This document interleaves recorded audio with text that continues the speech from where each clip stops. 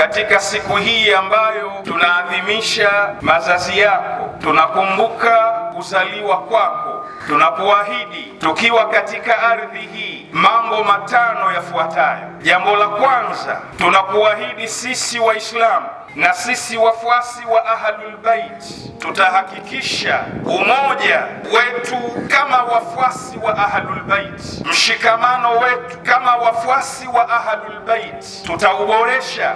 Tutahakikisha ni kitu kimoja, tunapendana, tunaandaa maandalizi ili uweze kudhihiri. Labbaika ya Imam, labbaika ya Imam, Sayyidi ya Aba Saleh. Tunakuahidi tena siku hii ya leo, sisi kama Waislamu, Uislamu ulioufunza wewe na Uislamu alioufunza babu yako ni Uislamu wa umoja, ni Uislamu wa mshikamano, ni Uislamu wa kupendana. Tunakuahidi ya Mahdi, sisi katika ardhi hii na katika dunia hii tutapambania umoja na mshikamano kati ya watu wote wanaosema la ilaha illa Allah Muhammadun Rasulullah.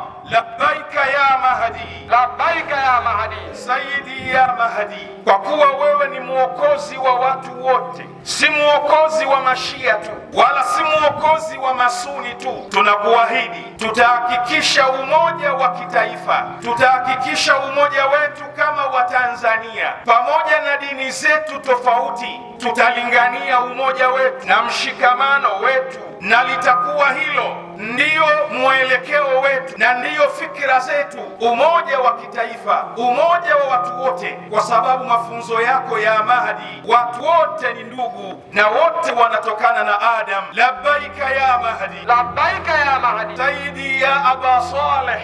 Katika masomo ya babu zako na katika masomo yako ni kuvumiliana, ni kukaa vizuri, ni kupendana, ni kushikamana. Tunakuahidi siku hii ambayo unazaliwa, katika mafunzo tutakayoyafunza, malezi tutakayowalea vijana wetu, tutawalea kwenye kuvumiliana kwa watu wa aina zote na watu wenye mitazamo yoyote. Labbaika ya Imam, labbaika ya Imam. Na mwisho, Sayyidi ya Mahdi, wewe kudhihiri kwako ni lazima, na malengo yako makubwa ya kudhihiri ni kwa ajili ya kuijaza dunia amani, utulivu, uadilifu. Tunakuahidi Sayyidi wa Maulaya, katika mambo tutakayohubiri, katika mambo tutakayohutubu, katika mambo tutakayofunza watoto wetu na vizazi vyetu ni kuhubiri amani, ni kuhubiri utulivu, ni kuhubiri mshikamano sehemu zote na mahali pote duniani na katika nchi hii. Labbaika ya